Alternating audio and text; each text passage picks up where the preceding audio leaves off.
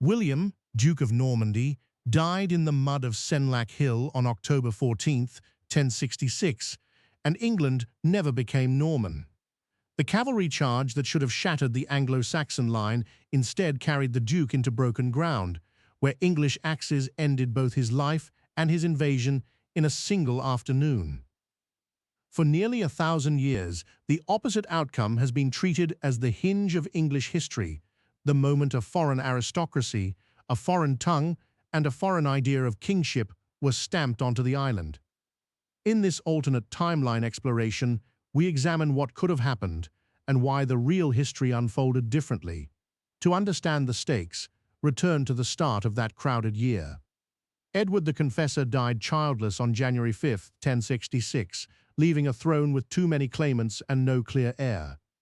The Whitenage Mott, the Assembly of England's great men, elected Harold Godwinson, the most powerful earl in the realm, and he was crowned the very next day. But Harold's crown was contested from the moment it touched his head. William of Normandy insisted that Edward had promised him the succession, and that Harold himself had sworn a sacred oath to uphold that claim. Far to the north, Harold Hardrada of Norway prepared his own invasion, encouraged by Harold's exiled and embittered brother, Tostig. A king crowned in January would have to win his kingdom twice before the year was out. The first reckoning came in the north.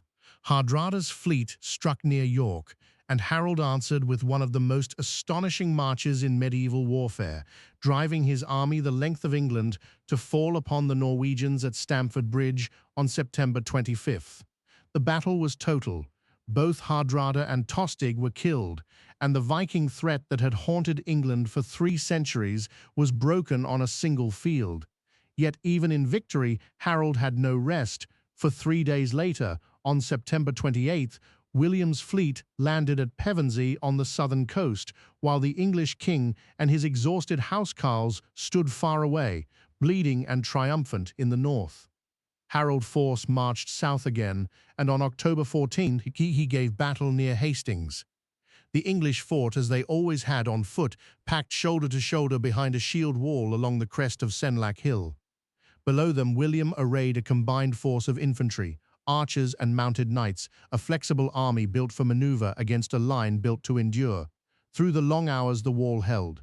Arrows fell, cavalry surged and recoiled, and the slope grew slick with the dead. Then the Normans tried the gambit that in our own history undid the English, a feigned retreat, the cavalry streaming back in apparent panic to lure the defenders down from their height. But here the line held its discipline. The English did not chase. They watched the trap open and refused to step into it, and when the Norman riders wheeled in the broken ground at the foot of the hill, it was the hunters who were caught. The counter came hard. The Duke was unhorsed and killed, and what no chronicler that evening could yet grasp was that the entire shape of Europe had just turned on a single act of restraint. An army can survive the loss of a battle. It rarely survives the loss of its reason for existing. William's host was not a nation in arms, but a coalition of adventurers, vassals, and mercenaries bound to the person and the promise of one man. And with that man dead in the dirt, the promise died too. Command fell to Odo of Bayeux, the Duke's half-brother, who could rally a remnant but could not conjure a cause.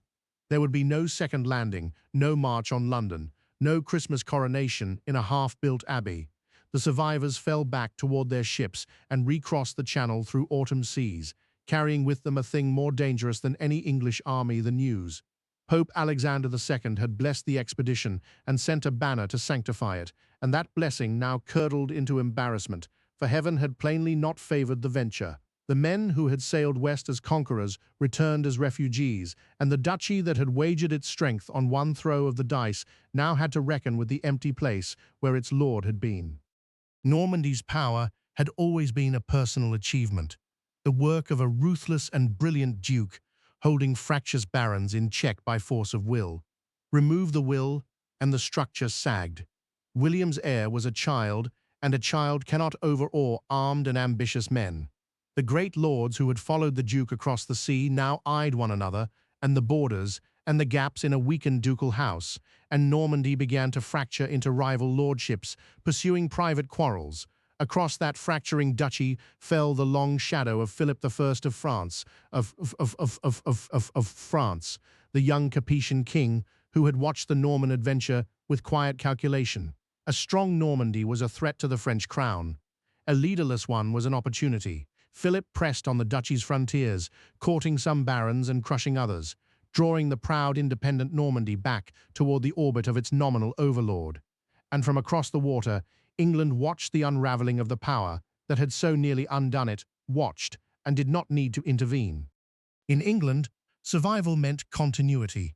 The realm that emerged from Senlac was governed as it had been before, through shires and hundreds, through sheriffs answering to the crown, through the disciplined machinery of a treasury that still sat at Winchester. No foreign aristocracy descended to seize the land in great sweeping grants. The old English earls and thegns kept their estates and their standing, and the House of Godwin, vindicated on the battlefield, stood at the summit of it all. Harold's surviving brothers, Gyrth and Leofwine, held the chief earldoms and steadied the kingdom, while the senior churchmen laboured to secure the succession on English terms. And there was one figure handled with particular care. Edgar Atheling, grandson of Edmund Ironside, was the last male of the ancient West Saxon royal line, in our history a perpetual focus for rebellion and a pawn carried into exile. Here, the Godwinson kings did the wiser thing.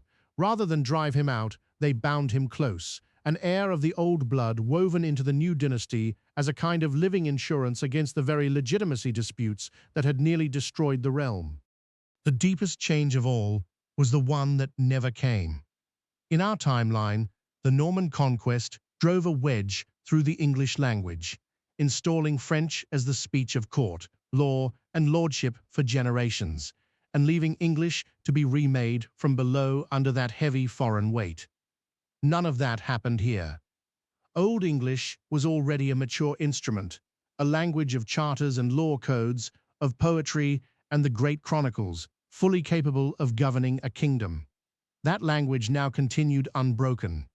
It went on absorbing foreign words, as living languages always do, taking in Norse from the Scandinavian world and Latin from the Church, but it absorbed them on its own terms, fitting them into its own grammar and its own habits of speech, rather than bending beneath an imposed French overlay.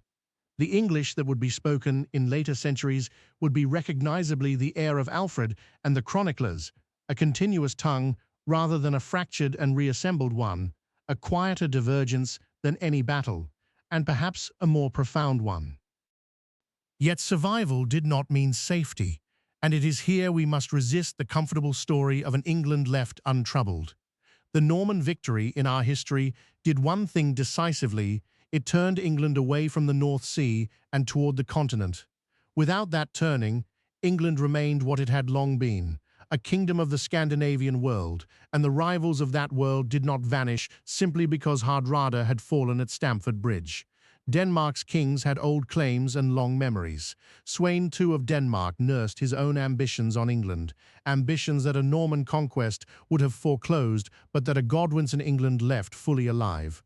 The North Sea remained a contested space, and the rulers of England had to defend a realm that still faced east as much as south, guarding its coasts and its trade against the Scandinavian powers it had never ceased to be a part of. The dynasty had won its throne, but it would have to keep winning the sea. And then there was the matter of the continent itself, where the absence of the conquest reshaped the map of England's ambitions in a way no contemporary could have foreseen. In our history, England's kings were also Norman lords, then Angevin lords, tangled by inheritance in French soil, a cross-channel dynasty whose claims and quarrels in France would consume centuries and blood. Strip that inheritance away, and the tangle never forms. The kings of this England held no ancestral lands across the water, owed no homage to any French sovereign, and inherited no quarrel that demanded armies in Gascony or Normandy. Whatever ambitions they came to hold on the continent would have to arise from choice, from trade, from alliance, from calculation, rather than from the accident of a duke's bloodline. It would be a different entanglement, lighter and more deliberate, and England engaging Europe as a neighbor rather than as a divided house. None of this was destiny. That is the lesson the broken ground at Senlac leaves us. England did not become Norman because some deep current of history required it, but because a line wavered at the wrong moment and a feint found its mark. Reverse that single afternoon, let the wall hold, let the discipline endure, and 1,000 years bend along a different course. The history we inherited was never inevitable. It was only what happened.